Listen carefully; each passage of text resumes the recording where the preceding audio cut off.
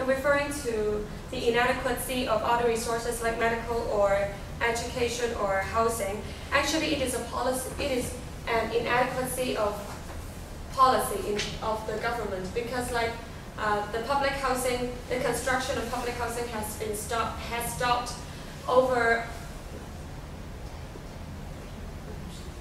ever since Dong Qinghua. So it is the problem of the policy of the government instead of because of the increasing population. Okay, thank you for the questions, and let's have the captain back and to wrap up. Can we have 1 minute to 20? I worry that we are running out of time. How about 30 seconds?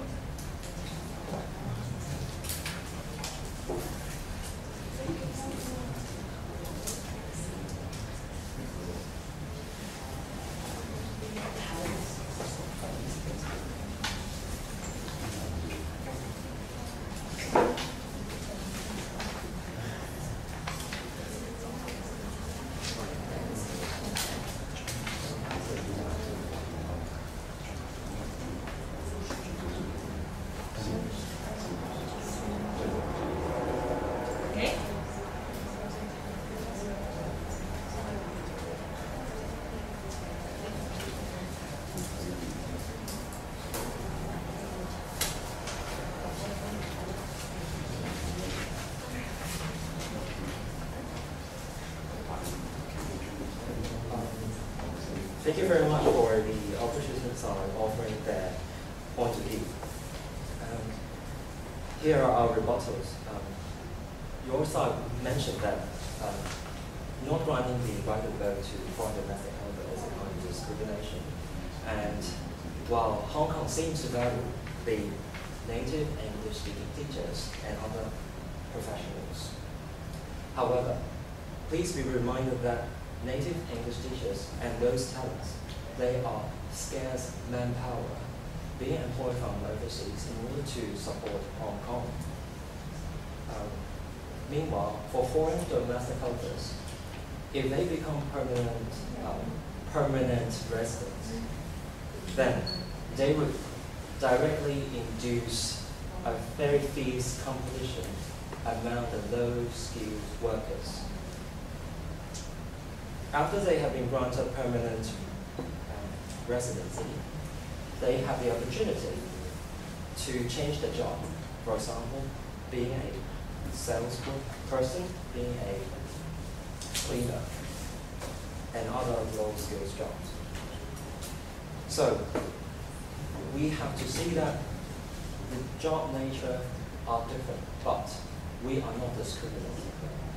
If you say that every job has to be valued, then could you please provide an answer that why a principal of a university gain much higher salary than a cleaner or a domestic worker? If you say that all jobs are equal, all jobs are valued. We see that those native English teachers and the talents, they have undergone years of training, they have invested years, the time, the money, in order to become professional. While for domestic workers, of course, they undergone their training in taking care of the household. Yet, the salary given is actually a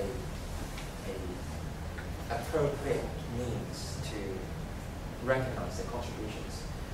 And from the very beginning to now, our team still insists that whether the NAT teacher or the foreign domestic helpers, they make contributions to Hong Kong society.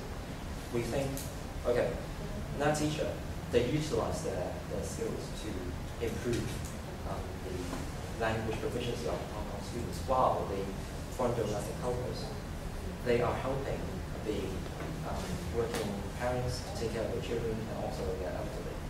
Yet we can't measure basing the criteria that both of them, they should be granted the right of vote. And I have to reiterate that the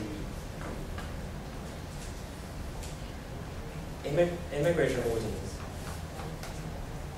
The foreign domestic helpers, they are not ordinary residents. And after their standard 2-year contract, they are supposed to leave the territory unless they find that their contract can be renewed.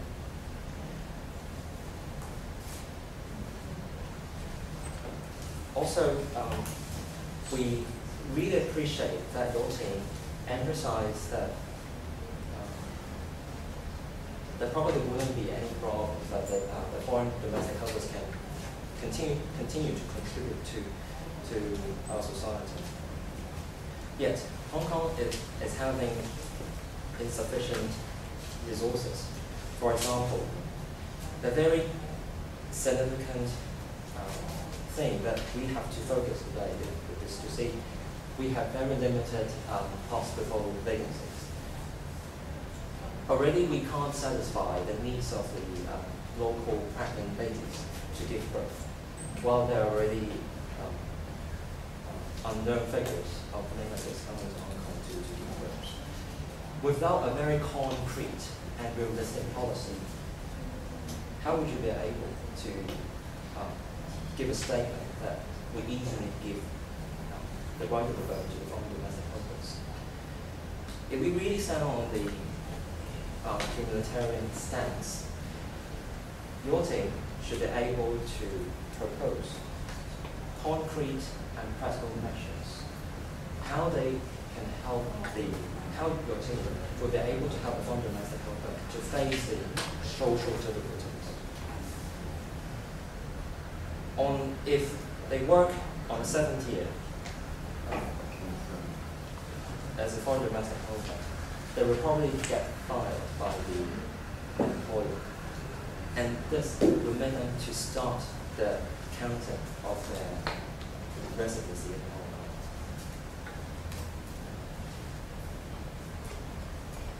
And don't forget that already the waiting list for applying the public housing is already very long.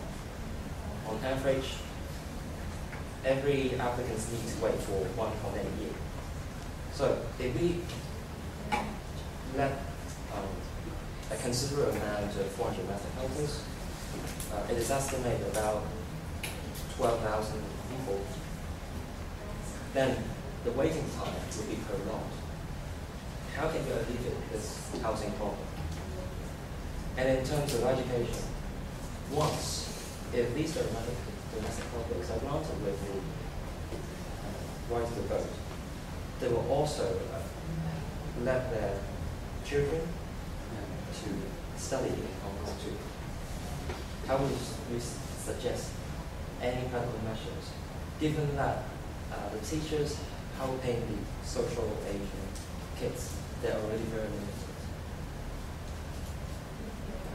Without a very concrete plan, then you would just pose these foreign domestic helpers and their relatives into a very dangerous difficulty.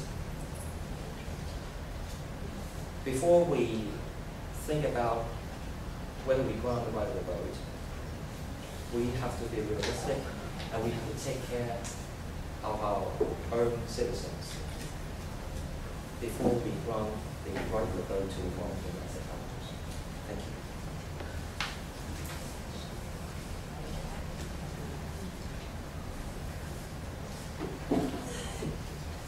Good morning again. I should briefly conclude my team's argument right now. May I reiterate again, according to the current law of HKSAR, any individual living in Hong Kong for over 7 years should be granted permanent residency and when they have equal contribution as the professionals with simply a difference in their job nature, why should we allow the residence of the professionals but not these batch of foreign domestic helpers, what you call the low-skilled workers? This is already a kind of discrimination. As suggested by my teammates, there are 150 immigrants every day becoming Hong Kong citizens. Is it fair to exclude the domestic helpers but the mainlanders because of their lower salary and their different nationality? Referring to the increased salary of domestic helpers because of the minimum wage policy mentioned by the negative side, this is making no sense. Based on the points, the minimum wage policy clearly states that this policy excludes the foreign domestic helpers, and suggesting that these helpers will seek for another job for higher salary. When they receive $28 per hour, like many other citizens in Hong Kong, this indicates their much higher economic ability compared to the past. Not only do they need to pay taxes and for their part of living in Hong Kong, which increases government income, they actually do not need welfare or support from governments like suggested by your team. The negative side mentioned the 3 cases recently in Hong Kong in which the 3 domestic helpers, however, lost. The verdict of the judge emphasized that restricting foreign domestic helpers to apply for permanent residency in Hong Kong is against the basic law. We strongly agree with the judge's comments. Banning the domestic helpers to apply for Hong Kong residency is totally unfair and unwise, as much potential labor force will be lost, so as the potential government income. As an international city, we promote a mixture of culture. If more foreigners are included in Hong Kong, it will enhance Hong Kong's reputation and attract more overseas investment. Based on the points we made today, we strongly agree that today's motion, foreign domestic helpers should be granted Hong Kong permanent residency for over 7 years, should stand.